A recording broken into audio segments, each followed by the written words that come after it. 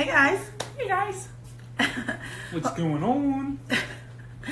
Welcome to another edition of To Speak My Truth. There was a commercial. They was just jamming out. I am very excited for my upcoming guest tonight. He is a dear friend of mine. He is a high jumper from the representing the country of Panama.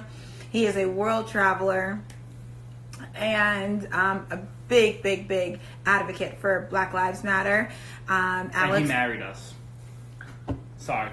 Spoiler alert. Spoiler alert. Yes, he married Ken and I in Ireland. So I'm going to bring him on and get to talking to him about what's been. Let me make sure this is. Oh no. Why do you screenshot? I don't know. I'm so bad at this right now. Yeah! Hey guys.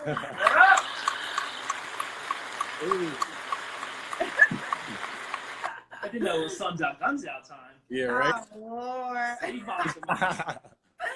And you're still looking like you look in high jumper shape, dude. Yo, it doesn't leave me. It doesn't leave me. 22. Oh my goodness. Well, you look great. Thank you. Thank you You so guys much as well. for being on. I was super excited because I didn't think you'd say yes. What? Of course, I was waiting for you to ask me. I was like, when's she gonna ask me? It's been like 4 or 5 weeks. I'm gonna wait my turn, you know. I'll watch as it goes by. But no, I've been waiting. I've been excited. I was glad you asked me. Aw, thank you so much. Like, it was crazy because when I first started, it was like girls, like women. Like, I was like, oh yeah. And then I was like, well, I want to interview some guys. So I started asking certain guys, and I wanted to get better at it. I wanted to get more comfortable, and I then took last week off as like a mental kind of health break, just with everything that was going on. Yeah. And then of course, like, this happens, and I was like, and I saw your pictures, and I was just like, Alex. I was like, why did I wait so long for Alex? I should have tested with Alex. Like, he should have been like one of my first couple guests. But I'm really excited for you to join the show. Guys, Alex Bowen is a former Retired now. retired high jumper. Call him up. Maybe. I don't know. I got another Maybe. year. Oh my I got God, another year. yeah. I That's thought why I didn't want to say it. For representing the country of Panama. And you are the what champion? South American champion? Correct. Yeah, the South American champion. It's pretty impressive. Not gonna Yeah. lie. Okay. All right. And you are a world traveler because you're the reason why we even wanted to go to Bali. Because I figured, I was like, when I saw your pictures and I knew you did it, I was like, I know I can handle it. Like, if his bougie behind can take it, so can I. And you're a Black Lives Matter advocate, and you're a model. You transitioned from track so well right into car salesman. So Yeah, we need to do whip soon, so. I feel like Got you. You know that. I already told him. I was like, when I reached out to you about getting a car, I was like, I have no money, boo boo. And you were like, we can work something out. You Like, need we that can make 10-year it. plan, yeah. It's like a 30-year, like a mortgage just for a damn car. $1. That's the way my budget's working. But I do want to ask you how you're doing. I mean, is the quarantine lifted in New York? I don't know. No, it's not lifted, but like we're in like phase 2 for Long Island itself. New York City is in phase 1, Long Island's in phase 2. Okay. As long as there hasn't been any spikes, we continue to progress. But New York's behind in compared to like the rest of the Yeah. Yeah, New York's like us. Yeah, Well, I New mean, York's we ahead. just our stay at home just got lifted, so we don't have to stay home anymore. Okay. Yeah, we're finally, we start Monday on outdoor dining. Oh wow. Finally. Yeah. You know it's about to be lit. Everybody's about to be coming to Jersey. That's what I'm looking forward to the most. I'm just trying to go out to eat, period. Like, Right? I don't want to cook. I don't want to go order and go home. I'm I done. want to eat somewhere. Yeah. That's- Right? Mhm. I will No never dishes, take no it for nothing. granted ever again, ever. And now you have to come down and visit us because we're allowed to go out and you can't take advantage Yep. anymore. You have to come visit us. Yeah, I have to. I have to. So you're in Long Island. How has it been in Long Island? I'm gonna jump ahead really quick because I do want to start with the Black Lives Matter. I saw it, and it was Long Island. Yeah, it was anti-Black Lives Matter protest. Yeah. And it shocked me. How far are you from that, I guess, location? That's about like 10, 15 minutes for me, honestly. So for me to see that and like for that mentality to still be around, especially in the area where there's so many affluent Black communities on Long Island, as well as people you interact with every day on Long Island. Because I work on Long Island, I train in Long Island, and these are people who could be like my potential customers. So like, yeah, you feel this way, you sit across from the table from me, and then you're just gonna disrespect me like behind my back and now to my face. So it just felt like something I really had to stand up for, and it just like gave me something like it brought a fire to me. It was nights I couldn't sleep. Like, wow, this is how people feel. So I had to like make my voice heard. And I love that because I feel, honestly, I feel very ignorant to the fact because I'm just like, oh, when it came out, I was like, in Long Island? Like, that's so crazy to me. But it's everywhere. You know what I mean? Like, it does, you know, racism has no bounds. So, you know what I mean? So yes, people are racist on all races, yeah. So for me, it was just so shocking to see. And I'm really glad that you were a part of the protest. Your pictures were great. I saw you on the news. It was absolutely phenomenal. I do have a question. You are 100% Panamanian? No, 50%. Okay. So my father's African American. My mother's Panamanian. Gotcha. But as anybody walking down the street, first thing you see is I'm Black. You don't even know I'm Hispanic. So and you're tall as shit. Exactly. So you're gonna look at me, I'm a Black man. So I've been like had those encounters all the time. So it's something I always identify myself with because I am a Black man at the end of the day. Absolutely. And when you get married and have beautiful little babies, they're going to be obviously half and half. Have you thought about what you're going to say to your children and how you're going to raise them? I definitely have. It's something I obviously have to think of as a Black man too, but it's something I'm more proud of than scared of at the same time. I feel like with our generation itself, it's definitely going to change the narrative of how we have to live and have to carry ourselves. Yeah, we obviously still have to be careful, but it's going to be more so empowering than fright. Yeah, which is great because I think that's, and I mean, I use my platform for education and positivity because there's so much going on. And I just feel like the one thing that can actually make a difference is the education on it. And I like discussing and having conversations with white people about, you know, what they're experiencing. Have they lost people? Like, did you realize? We're gonna get there. We'll get white there. people. Sorry, you're white. No, you don't say. And so I feel like it's something that needs to have that communication. It needs to have that dialogue to let people understand that, yeah, it could be your neighbor, it could be your barber, it could be the guy who's, you know, selling you your car, it could be the like there's so many people that it affects. And I treat it like a disease. But that's what it is. You know, it can be cured. So it's a pandemic for sure. Yeah. It's just been around forever. And then my last question on it is, actually I have two more. Just kidding. I totally lied. What was your first experience when you realized you were Black? Because the first moment that I realized I was Black, it was like with my sister, my half sister, and I wanted her hair because she's Ukrainian, half Ukrainian. And so she had like the long blonde hair. And I was like, Mommy, I want my hair like hers. And she was like, no, sweetie, like that's not your hair texture. And I tried so hard. I mean, like the iron, the actual iron. I was like, Mommy, make my hair straight. And I always wanted to be like that. And I was like, why am I different? So that was like the first time. And then as I got older, you know, I was bullied because I acted white. I was an Oreo, all this kind of stuff. So it was always relevant in my life. What was that first experience for you? For me, I would say it was maybe 4th or 5th grade, I'd say. Like 4th or 5th grade. And it was like me and like a few of our friends, and like we were playing tag outside. Regular elementary school thing. Mm-hmm. And then there was a white girl in my class, I remember. And she said I touched her butt. So then I got such a downfall. Meanwhile, we're all playing tag. It's not just me. I'm the only black kid at the time. Like, and we all play tag with each other. And then I was the only one in the office getting in trouble. So I'm wondering why I'm the only one in trouble. It was coming down on me. Yeah. So then I feel like that was my first experience, definitely. And that's one of the first time I had to realize, like, I have to be careful with who I interact with. I can't interact with everybody the same way as everybody else interacts with, because I'm going to see more of a downfall than anyone else. And then that's my mom and my father really have to, like, tell me, like, oh, this is why you have to move differently. Wow, that's so crazy. Yeah. And it's a conversation that Ken and I have, because he's always just like, I don't know what it's like to be a black male. I don't know what you guys go through.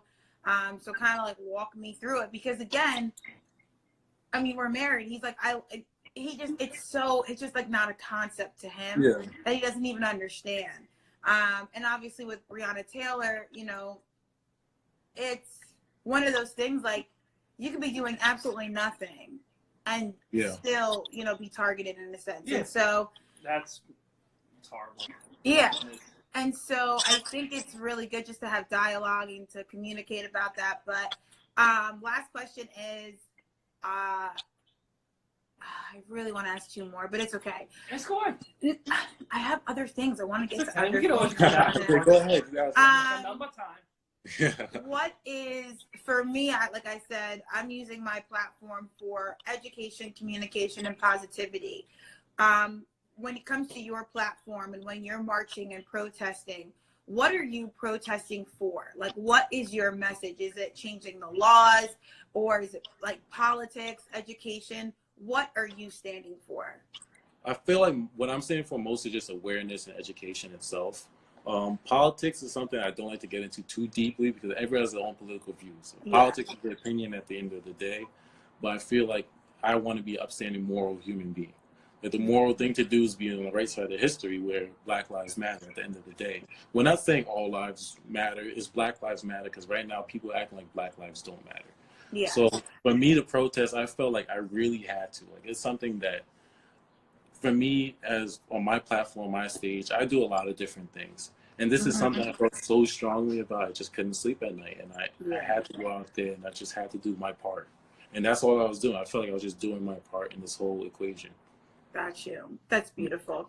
Well, I thank you so much. I love what you've done and how you've been a part of it, and you put yourself out there. And I mean, I don't know what it's like to be a Black male, but I do feel like you are very much targeted. And so, you know that I love you, I stand with you, and I will pray for you for the rest of your life. I only want good things for you. And I truly am hoping that we are the generation that this race war ends. It's been 400 plus years. I would love to see it end. Like, that would be lovely. But when you talk about what people feel in their heart, and some of the things that I see, like the comments that people, like when Jeff Bezos came out and said, like, she showed what people were like messaging him, and there's this guy Chris Christie or something. He has like a reality show. Not Chris Christie. Not like the mayor. He's like some reality show guy, and his grandchild is mixed, and somebody commented like, I don't like that. Races should stick to, like, with each other. Yeah, like in NASCAR, they just banned the Confederate flag. And the one guy... Did you see his record? The one guy he hasn't led... So NASCAR, there's like 500 laps in one race. There's been 20 races. He has not led one lap ever. That's like being a basketball player and having 0 points all season. And he's like, yeah, you banned the Confederate flag. I'm going to quit. And I'm like, okay, we're not losing anything. Right, that's not LeBron retiring. No, that's like the 12th dude on the bench in the D League saying I'm out. Like, exactly. Okay, bye. Good riddance at that point. Nobody cares. Somebody tweeted and was just like, he is 0 and I think 28. Yeah. Like 0 and like 28 or like 31, and they're just like, where will we find somebody to take 28th place? Right. And I'm just like, but like, that's the crazy thing. I'm like. And I think, what is it, Shannon Sharp. Yes. He was just like, the flag stands for bigotry, hatred, like segregation, like that's what the flag stands for. So if you're waving that flag, and I am learning that people just don't see it as that. No. The South are very proud, and you know, they lost the Civil War and they're still bitter, but they feel like the flag stands for more. And I'm like, one, you lost. Like, that's it. You lost. Take an L and like keep it moving. And it just, if no matter what, if you have a representation, like a symbol, and one of the main things from that symbol is negative or hatred, it needs to be banned. It really does. It makes no sense because the Confederacy fought against and killed people from the United States of America. Exactly. So it's technically treason. Yeah. Right? But then we made statues of these men. We made military forts out of these men, highways out of these men. We don't flag the ISIS flag around, right? We don't have Osama bin Laden Ave, right? Yeah. Like the men of the Confederacy fought and killed against the United States of America. Now they're part of the United States, but they still killed. That is treason. They're represented. Yeah, exactly. Yeah. So for you to be still 160 years later for that cause, you're still kind of fighting for treason, and it just. I'm a history guy, so I'm like, that just doesn't make sense. It just really doesn't. My first experience really seeing people like waving the Confederate flag was when we had a track meet in South Carolina. We were in Myrtle Beach. Yep. So we were in Myrtle Beach, and people in stores, they have it. On the back of the trucks, they have it. They have it across like everything. And when I walked into the store and I saw it, I'm like, I'm not going to support this. Like, why would I walk into this establishment and want to support something that's against moral, like upstanding moral thing to do, like against all humans? Like, and in a sense, they hate you. They don't want your business. Yeah, exactly. So why would I walk in and give you my business? Yeah, exactly. It's absolutely mind-boggling. Like, I can't, as a white man, I can't understand it. And as a history person, and as a history guy. Yeah. I get it. And there's a cool protest going on with Clemson University. You have a couple like dudes who play in the NFL who are protesting because one of the buildings in Clemson is named after John C. Calhoun. Yeah, exactly. Huge racist, huge pro-slavery. And they're like, no, like, we're not going to represent him. And we want that statue torn down. We want his name off the buildings. And it's just the fact that people still 100+ years. It's not like it happened yesterday. Yeah. It's been like these people weren't even alive when it happened, and they're still trying to fight for the cause. It just doesn't make any sense. No Alex, sense. how old are you? Damn, 27 man. God, you're such a baby, and I love it. I know. We got great skin. He looks 22. I know. You look so amazing. I still feel like I'm like 23, you know? But I feel not my like knees. My knees feel about 35, but my body feels 23. That's white people, man. I wake up tomorrow and I feel 40. Oh my goodness. I feel like I'm gonna switch it just a little bit. And I want to know about the transition. I want to talk about your transition from very high level elite athlete to the moment that you were just like, yeah, I'm done. And I'm going to now be successful in another avenue of life. I'm getting ready for it next year, but I always like to hear about the transition with other athletes. Yeah. So for me, the transition came in play from many factors. One factor was because of the amount of output of work I was put into track and field itself, and then the return. There's been a lot of times, obviously, track and field is also very political, and there's a lot of standards, there's a lot of change of rules, and it kind of just like deterred me after a while. There's only so much fight you could put up to the point where you just get tired of fighting. So I feel like I showed up and give the same effort I was giving in return, but I always still bring my A game. Like, it's something in me that I just can't show up and participate. I'm here to win. Yeah. I'm not here to just show up, you know? And you did well at a lot of meets. A lot of meets. You did really, really well at. We giggled, we know. Even like the South American Championships last year. Like last year, I was thinking about retiring. With everything going on in my personal life and just like small injuries, it's things I didn't want to have to like take like face and have to overcome. I just was like tired. But I gave it 3 weeks before the South American Championships. I had a lot of people supporting me, a lot of people who really believed in me. So, you know, I give it a shot, and I ended up winning. So it also shows confidence and reassurance that people do believe in me and I'm able to achieve these things. But then moving forward into like the business aspect, like going into like the car sales heavily, because this is something I've always wanted to do, and obviously it's better to start earlier. But then I can have my own dealership, because that's what I really would like. I would like to have a dealership of my own. Oh, good. I'll always have a job. Oh, good. Thank God. And also, I was working with kids too. So I was in elementary school. I was working as a one-to-one for mainly autistic children. Oh, okay. I branched out to another avenue where I work specifically with autistic children in the home and like in the environments, and just working on behavior. And you still do that? Yeah, I still do that. But obviously now with COVID, it's tough. Like right now, I'm not doing it at the moment. But it's something I also want to get into. I've always been somebody who's wanted to help people directly and make an impact. Because both with the car sales, I'm helping people get to work, be in a better state financially, build credit, like you name it, like a bunch of things. And also with the autistic child, I'm changing their life for the better to be able to be self-enabled. Like they can actually do things for themselves and more aware and also more confident. And that's what I really would like to continue to do and progress into. Wow, that's amazing. Yeah. And where did this like passion come from?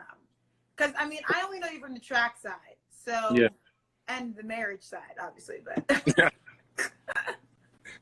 but where did this come from? Where you wanted to? I mean, I completely understand helping people directly. I'm a big advocate for that. But why working with children, one, and autism? Well, for me, it was always children. I always had children always gravitated towards me. Maybe because I'm tall, who knows?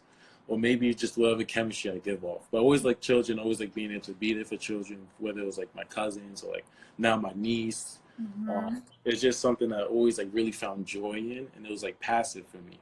And also to see the difference I made directly in comparison to other people who are actually in the workforce, who study to do this and could never achieve the same level of success that I have, just off natural strength and just the way I actually move and do things. So once I first realized that this is something that, one, I'm good at, and two, I can really make a difference on people's lives. Like they won't forget me. Like why not keep continue doing this and growing and see where I can go? So that's something that's just kind of like I've fallen into, like track and field. Like I moved from Long Island to upstate New York, and then I just didn't want to go home right after school. I wasn't, for being a tall black man, I'm not that good at basketball to be on any starting basketball team. Great. So the first thing you see, you think, oh, you play basketball? No, I don't. Like I'm a high jumper. Like granted, I would love to be good at basketball, but I didn't have the patience or care to want to be good at basketball. Yeah. So, and rather than ask like, are you involved in sports? Yeah. You play basketball? What sport do you play? Yeah. Exactly. That's how it usually goes. How tall are you? 6'5". Yeah. So it's a common question. 6'5". Oh, you should play basketball. I'm like, no, I'm actually a national record holder in track and field. I'd rather do that than be confined to like one area. Yeah. So.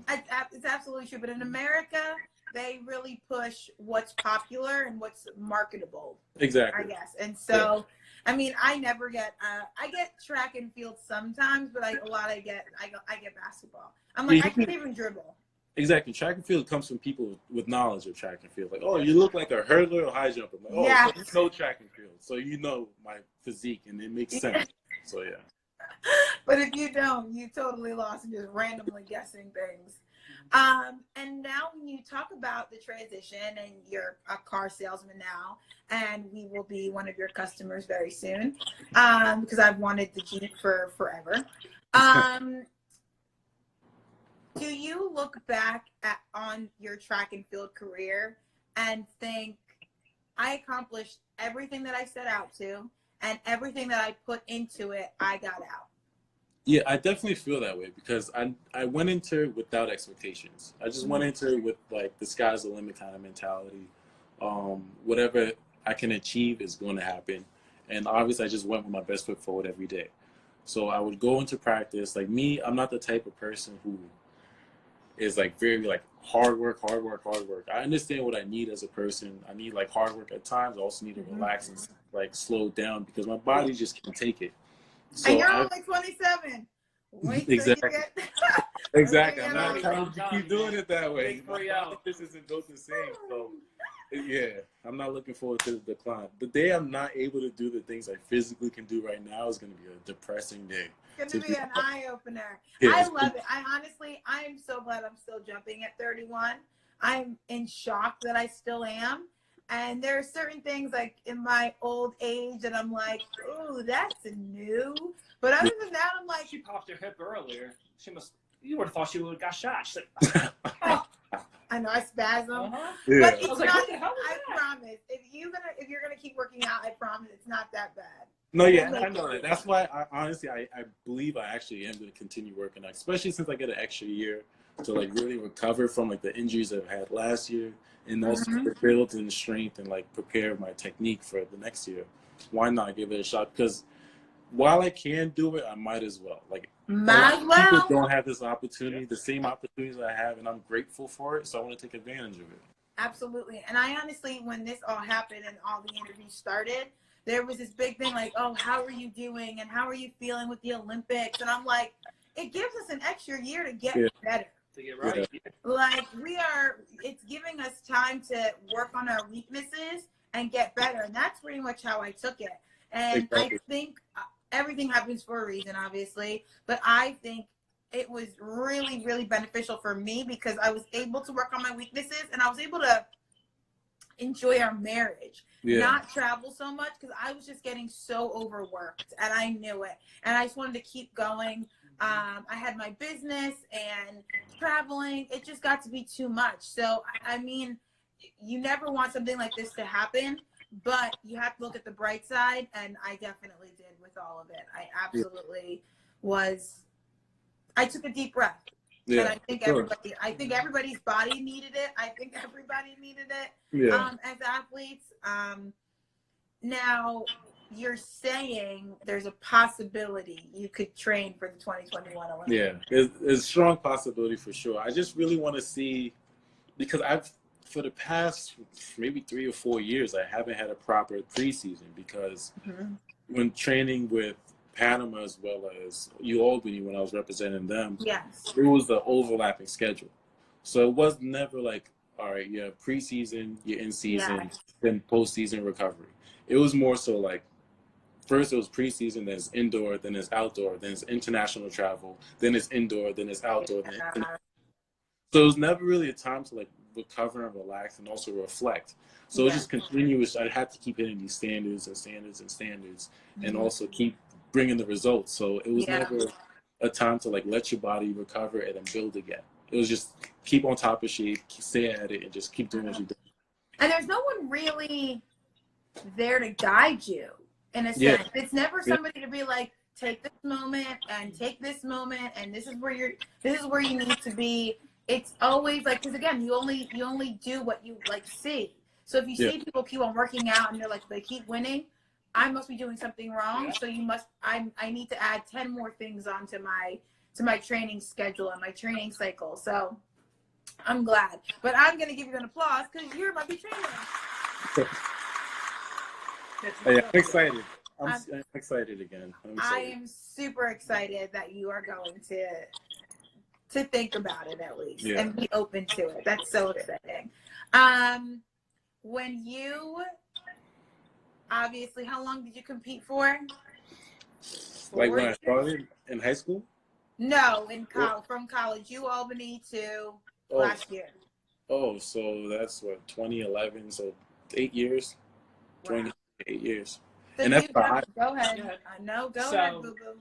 So you jumped and you never had a boss, but now you have a job and you have a boss. Yeah. And I'm asking, just totally random, what's it like to be just from your own to now like having to do like the corporate? Oh, I got a boss. I got a 9 to 5. I gotta do the whole corporate BS shit. Yeah, honestly, I don't let it affect me. Because they hired me at that person I was. So they understand who I am as a person. So if you have a problem with me like pursuing a dream, if that's a problem, then you're a problem of a company. Like you're not a company I want to represent. So if you don't support it, I'd rather go somewhere else who does support it. And I've had other sales jobs too where they've been like full-fledged, like come to work when you can. If you can't because you're jumping, don't come. Like, do your thing and come back, and because they understand the value I have in both aspects. Yeah. So as long as I feel like you can present your value to whatever company you're working for, as well as the sport you're representing, you have to like let them know, and just full disclosure. All right, these are some times I'm going to be gone. It's only for this amount of time. Like track meets are usually going for what, a weekend? Yeah. Sometimes maybe like 5 days if it's far away. So like most companies, I bring that to their attention right away. And if it's a problem, it's a problem. Like I'm not. But most people like it though. Exactly. Most people, it's more of a sell, especially in my definitely. case. When I tell my customers, "Oh, I'm a continental champion, a national record holder," they're like, "What? No way! Like I definitely want to work with this guy." And it shows also my drive, because not everybody could do the things that we've done. I'm sure people have all played a sport, but to make it to a professional level is definitely a different like phase of work ethic that you have to go to. And then they see it reflect as well in the corporate world, because it's still a competition in sales. There's still a leaderboard. There's still people with the most sales, whoever makes the most money. So I'm not going to be here to participate. And at the end of the day, I want to make money. So that's what it comes down to. And they look at that as me being one of the top dogs because I've been an athlete. I love it. That's good. Yeah. I absolutely love it. No, So it makes do you work like a 9 to 5, or is it like It's rotating. It's Okay. rotating. So we have a fixed schedule, but it rotates. Like someday, like today, I worked 8:30 to 5, but I ended up being there until like 6:40.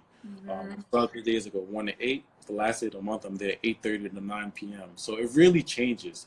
So I don't have like a fixed schedule where I could just be like, oh, I'm going to train every day at 6 p.m. Yeah.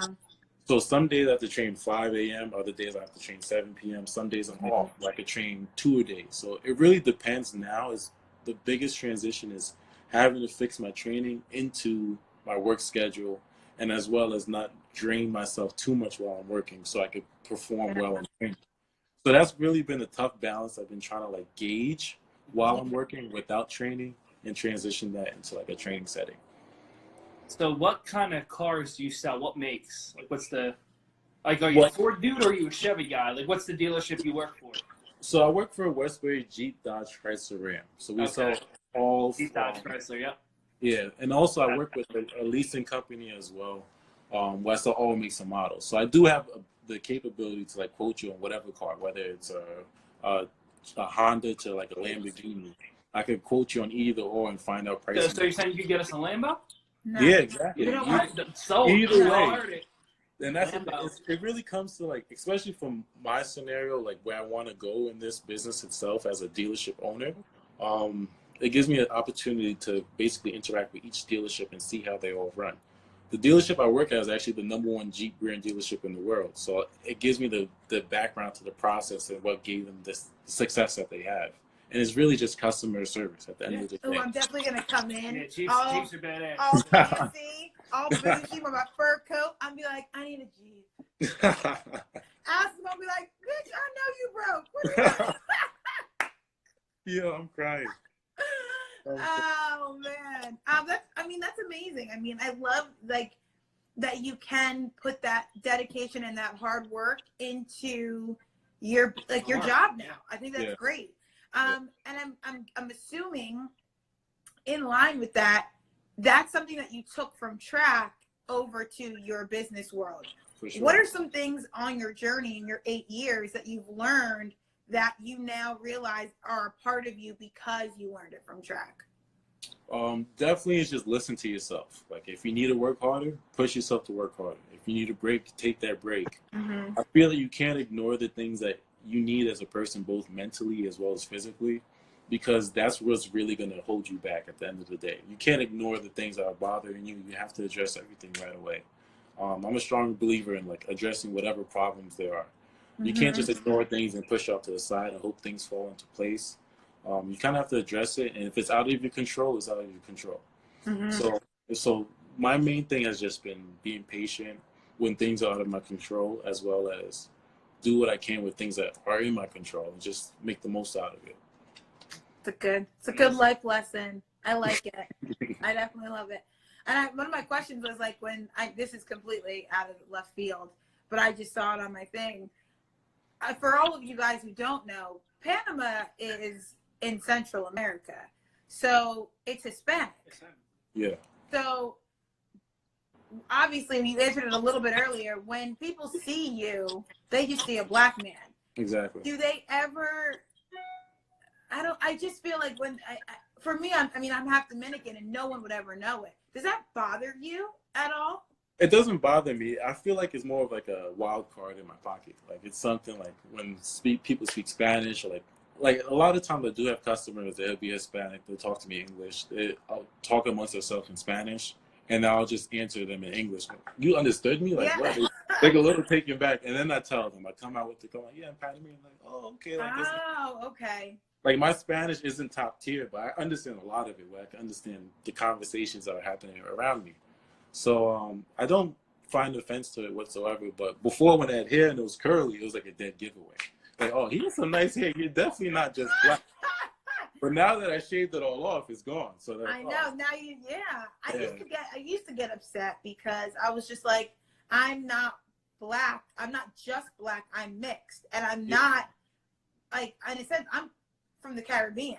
Like, my dad's from Antigua, my mom's from Dominican Republic, and people would be like, oh my God, you're so not Spanish. And I was like, are you just going to tell me what I am? Yeah, and so that's why I'm like, I always want to know how people are you upset that your Spanish side doesn't come out more? Yeah. Like, I'm not, I put Dominicana on my neck, but just because I was like, I'm more than just what you see based off my pigmentation. I was like, I want to be known as I'm mixed race. And so I always want to know about people like that. But again, I also know that people don't know what Panama is. So for me, it's like the fact that it's in my blood is what matters. Like I know through and through, like it's in my blood. I have like the Panama's national bird tattooed on my arm because it means a lot to me. Yeah. Like it's a harpy eagle, which means like power and dominance. And that's something I try to live by myself. Mm-hmm. Always come through with power and dominance because I'm not, like I said, I'm not just here to participate. The fact that I represent them means more than anything because I don't care if you see me on the street like, oh, he's a black guy.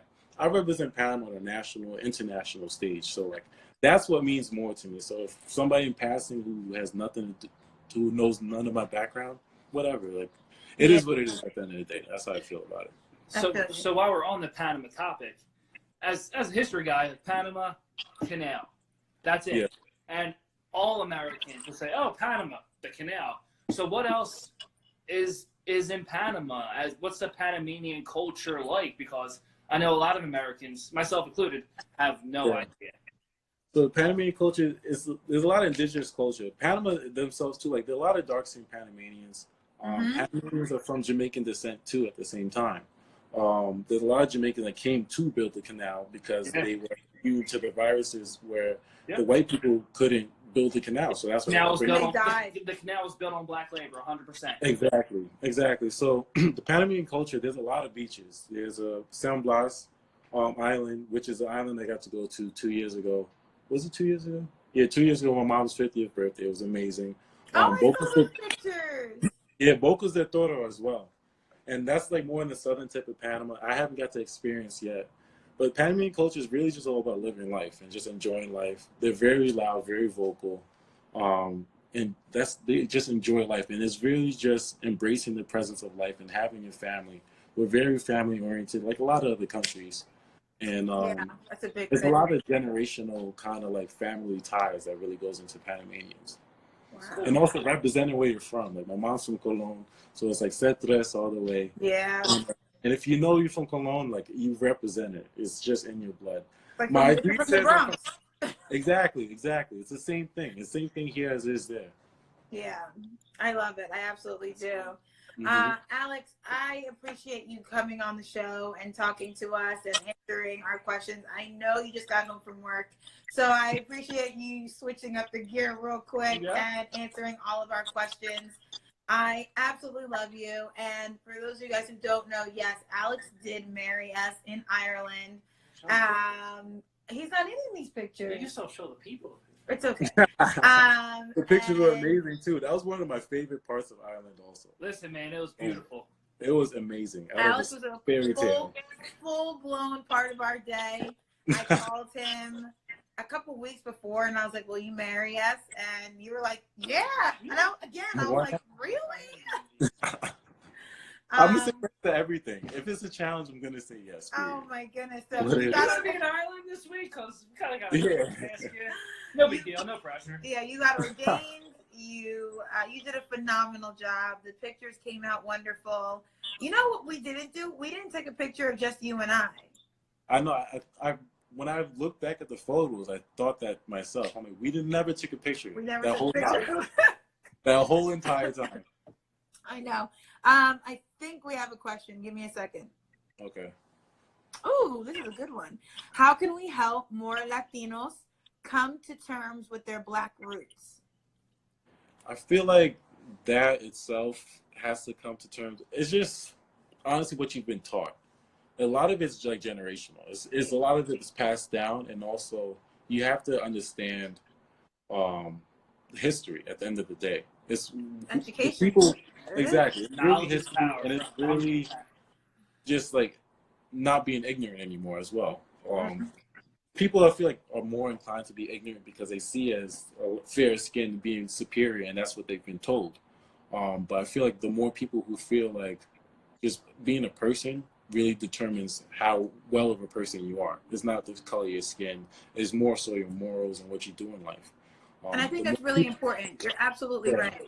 Because Yeah, so- growing up, it was like, I don't look like the other Hispanics, but at the end of the day, I wasn't taught about the Hispanic culture and that there is Afro-Caribbean, like, and you know what I mean? And like how we all mesh Yeah. together and all that kind of stuff. And I think when you know the history, you become more proud because now you have a foundation. Yeah. You have that Exactly. foundation to be like, oh, this is my roots. This is where I came from.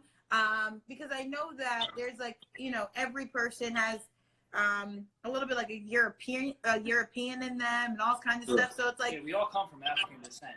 yeah, Human so beings, way back. that's what I'm saying. And so when you know your history, do your own research and find out where you come from. My mom was one to almost in a way shy away from it because she wanted to Americanize herself and my sister and myself. And herself, I'm sorry. And so it was one of those things where we didn't learn it because honestly, my mom wanted the American dream for us. Yeah. And now, Same here. but my first tattoo, I was like, I'm Dominican and I want to get in touch with my roots. I'm from Antigua. I want to get in touch with my roots. So I represent Antigua because it was something that I needed to take a hold of and learn more about and be proud of.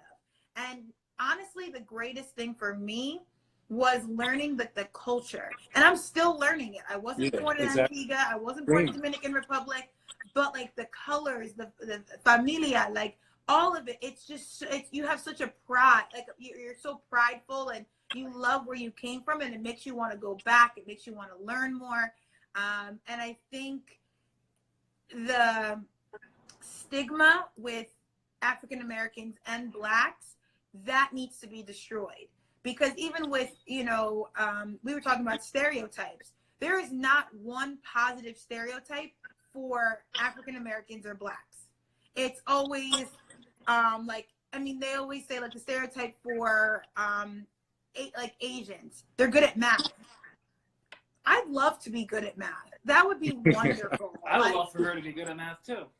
So like when you like, you know what I mean? And that's why it's just so important to be a part of Black Lives Matter, because you need to know your history, because at the end of the day, if you're from the Caribbean, if you're Black or African American, you need to be proud of your roots and where you came from. Yeah. And I think education is so important because, I mean, we celebrate Columbus. If you don't know, you're wrong. Yeah, you don't celebrate. We celebrate Columbus Day, and we shouldn't. I don't know. You're a New Yorker. I don't know if it was Cuomo or de Blasio, but they're like, we're going to keep the statue of Columbus up because it represents the Italian-American heritage we have in New York. Like, Columbus was one of the most evil dudes in the world. Rape, murder, you name it. He was not a good dude. Now, it was 500 years ago, different standards, but still, horrible guy. Why do we have a day off of school? It's a federal holiday. Like, we're saluting this guy? Yeah. It should not happen. This land was American, and he is a sole responsibility why there are no Native Americans around anymore. Exactly. And we have a day off to honor him. It makes no sense. It's hard. I agree with you on that. So, thank you for the question. It was very, very good. Great question. We It could talk wasn't history great. all day long. Oh, I know. Get Don't me get him started. Get me going. Yeah. Alex, thank you so much for being a part of this. Thank you. I appreciate it. I was so honored that you asked Such me. a special place in our heart. You know that. We love you so much. I know they got sand in New York, but we got beaches down here in Jersey too. Yes, So you are always welcome. Just throwing that out there. No, definitely. I definitely have to make my way. And we're beyond phase 1 or 2 or green or yellow or whatever the hell it is. I don't know. But we're all good. And if you ever need anything, we're here for you, sweetie. Thank you. I appreciate it. Likewise. You know, you always come to me, so. Yeah, if I could afford the toll to New York, I would. Yeah, it costs us $50 just to get there. Sorry, Bill. That ain't happening. Send you a postcard. Gotcha. All right. I love you, sweetie. Thank you so much. We'll talk to you Love you soon. too. Bye-bye. Nice to meet you guys. Bye. Ah, love him. Hey, there's our wedding photo. Yeah, our wedding photo's in the back. But Alex is a great guy. If you guys aren't already, follow him. Good He's dude, absolutely man. Real phenomenal. I want to thank you guys so much for being a part of this, to speak my truth. I think this is episode like 43 or 44. So I'm very, very excited for how the show has progressed. Thank you for all the support that you guys have given myself and my husband, Ken. It's all her. We really want to just have a platform for positivity, education, and communication. And so I thank you guys so much for supporting the show, and we will talk to you soon. See you Mwah. Bye, guys.